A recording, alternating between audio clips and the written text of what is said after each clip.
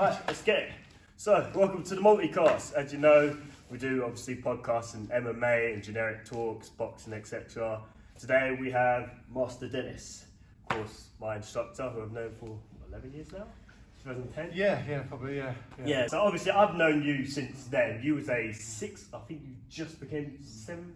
No, you was a seventh Dan then. Right, yeah. You was a seventh Dan. So obviously you was Master Dennis, you was immortal. But then my instructor, James Davis, I thought was the most powerfulest man in the world.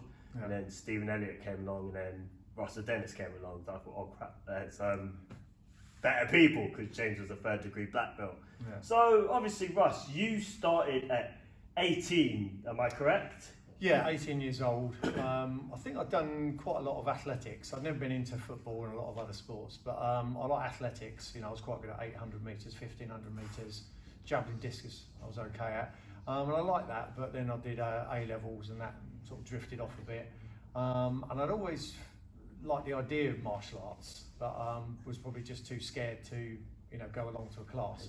Just too, you know, apprehensive. So yeah, I started, I don't know, it was 18 or might have been 17, you know, going on 18. And I did try a bit of karate. Over the years I've done, you know, a tiny bit of judo, tiny bit of aikido, jiu-jitsu, Brazilian jiu-jitsu, you know, Thai boxing, kickboxing. I've done, you know, little bits, even if it's only a couple of lessons of a lot of things. But then I tried Taekwondo, and I really liked the kicks, you know.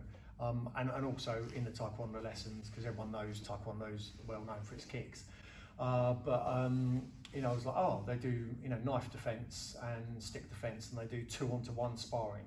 And there's some, you know, they play around with what if you're caught in a headlock, you know, what if this, what if that. So there's a lot more to Taekwondo, as there is to a lot of martial arts, you know, than people often think. But yeah, I tried Taekwondo, like the instructor, Mr.Dennis at the time, who's now Grandmaster Dennis, one of the most senior in the world and one of the most respected in the world.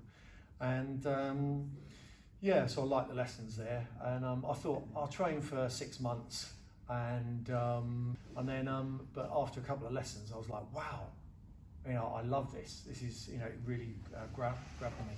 And but I never even imagined, never even thought of going to black belt. And certainly never thought, you know, I'd carry on for this long. So that I was now 35 years later, and I still train, still love it. And so yeah, that was me starting just for really self-defense, and then it just, you know, exploded from there really. So you literally went from being an 18-year-old thinking, or 17-year-old thinking, you know, I was going to try it for a couple of months, you know, self-defense, to becoming a black belt in Taekwondo. And not even that, you are also a pro MMA fighter, is that correct? Yeah, so I think in, you know, and of course a master in Taekwondo as well. Which never even considered when I started. But when I got to black belt, I was always interested in, and as I say, there's a lot more to Taekwondo than people realise. You know, it's like if you get a good judo instructor, you know, they might include a throw from a punch, or what to do with a knife, you know. But judo and Taekwondo, because of competition rules and because of the Olympics, has got very sort of narrow, unfortunately, but there's so much more to it. But in Taekwondo, when I was training as a colour belt, we, you know, sometimes played around with, let's say, we did 2-on-1 sparring, 2-on-3 sparring, and then, yeah, what if someone gets you in a headlock? And certainly then when I taught, so I was pushing second Dan, black belt, when I first started teaching. And then not every lesson, but a lot of lessons, we'd get the mats out and we would do sparring and then go, right, okay, you know, not no rules, you know, like let's be sensible, be careful. But, you know, even with headbutts and stuff like that, let's gesture a headbutt, let's do a takedown, let's see what happens and see what horrible positions we get into, and then what if, you know, because every martial art has got its forte, has got its thing it's really good at, and obviously Taekwondo is stand up, particularly distance with the kicks, but you know, if you do a grappling art, you know, it's worth thinking about what if someone tries to punch me, and if you do a stand up striking art, you know, it's worth thinking about what if someone takes me down. And then, of course, you know, late 90s, was it? UFC started coming along. And I think, like a lot of people, you know, you started looking at the videos going, wow, yes, you know, this is interesting. There are other people who are thinking, you know, what if a striker and a grappler are there? What if people got different skills? You know, how does a boxer do against, you know, jiu-jitsu and all those things? And yeah, and then gradually got into the MMA. And so, I'm trying to think how many years it is now, but you know, at least 15 years we've been playing with MMA. And I've done 5 pro fights, just for a bit of experience for myself, so I can talk to people in Taekwondo and you know, the martial arts and be more knowledgeable. So you know, it's good if you've been in there and you've had to put yourself there. And also because some of the people who were training with me wanted to do MMA. So I thought, if I'm pushing them into a cage and going, yeah, have a go, you know, it's good if I've been through the nerves and been through the experience to, you know, give them a bit more advice. And I think, you know, it's just, yeah, a great challenge. I was just going to say, you've met some high-level fighters in your career, haven't you? Like UFC fighters, etc. Yeah, so I've been over, again, you know, for a nice holiday and also to meet some of these people and train in the big gyms. I've been over to Las Vegas 3 times. Wow. I think it was 2013, 2015 and then 2019 maybe. And mainly trained at Extreme Couture with Randy Couture. So the older people, if they're watching this, will know immediately who I'm talking about. The younger people who've, you know, more recently got into MMA might not know that. Know who he is. But yeah, Randy Couture, well, he's been in the Expendables films, so you might have seen him from there. But yeah, it was amazing. He was, I mean, he did a lot of boxing in the army, I think, but he's wrestling, very high level wrestling. And I think I sort of was attracted towards that gym because he's, like me, he's old. I think he's a couple of years older than me, and I thought, oh, if that old guy can do it, then maybe you know I can do it. But yeah, to go over there and train with people who fight in UFC, and you know, he's great, and you know, just for anyone, you know, don't have to go to Las Vegas, but I would urge anyone to go to other gyms of your martial art. You know, go to other boxing gyms, go to other Taekwondo gyms, go to other judo gyms, and because you just get different people to spar. And certainly if you can go to something totally different, you know, put yourself out of your comfort zone, I think it's a really good thing to do. But I think, yeah, it was always pushed by the, you know, I like the sport, and I think anyone who does competition and does, you know, the sport of, you know, whether it's boxing, judo, combat Taekwondo, sport, yeah, it's great. But I think the martial art and the self-defense is very important. And like you mentioned, you know, if you train with many times, you know, James Davis, like, you know, there's a lot of people who do competitions are very well known, but you know, James Davis and you know, some other people in our group are just really good self-defense people. You know, they, you know, play with, you know, what if someone tries to hit me with a stick? What if someone grabs me like this? And so it's great being able to do the high flashy kicks. I love that. But you know, really having a practical, realistic look at the self-defense, you know, I think is you know, very important.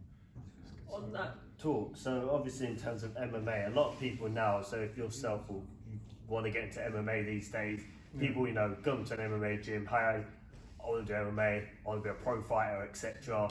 They just usually go to the gym. Obviously back in the day you'd have somewhat of a background. Some people come, you know, do karate, taekwondo, etc. I think, you know what, I'm going to go out, I'm going to test myself and do MMA, or I'm going to do Muay Thai, or I'm going to do kickbox, that sort of, you know, higher level sport. Like myself, obviously Taekwondo background, I thought to myself, you know, I've done many Taekwondo competitions, I thought, you know, I want to do a bit of K1, a bit of MMA, a bit of boxing, that high level. Now, as you know, most people online, even other coaches and stuff, other gyms, they kind of look at traditional martial arts, and especially karate. I think karate gets the most hate. I think Taekwondo's getting that respect now.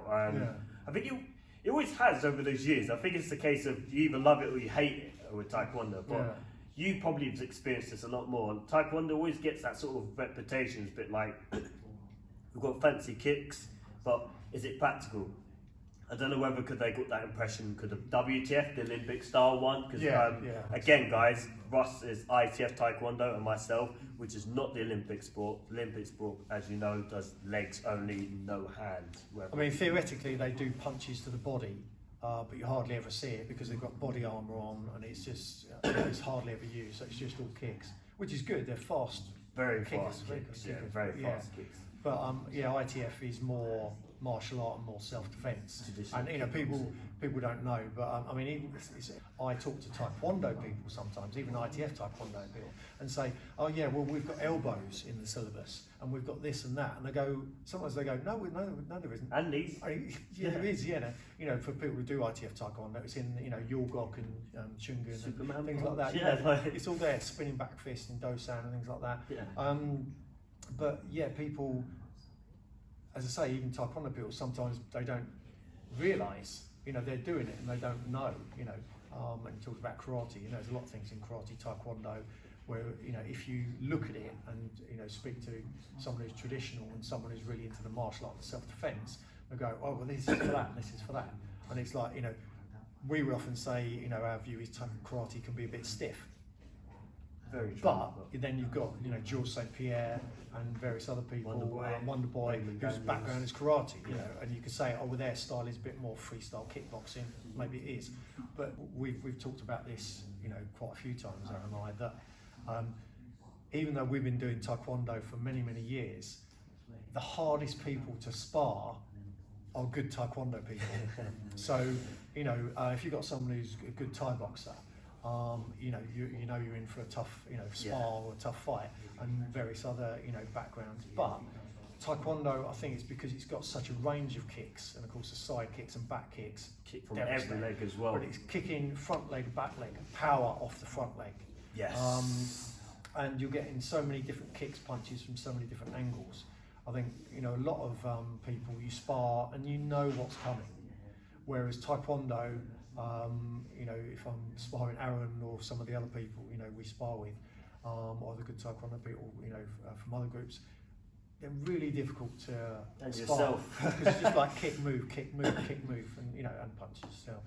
And when I have sparred different people from different groups in this country and at different gyms, different countries, often people say, you're so awkward to fight, you are so difficult to fight, and almost say to me, you move too much. I'm sorry, really, I don't know what to say with that. But for MMA, moving is a key thing to avoid takedowns and to set up other things. So I think ITF Taekwondo has a lot to offer, and I think, as you say, because of the Olympic Taekwondo, and unfortunately because of some clubs, it has got this reputation as very kicky and flick, light tap.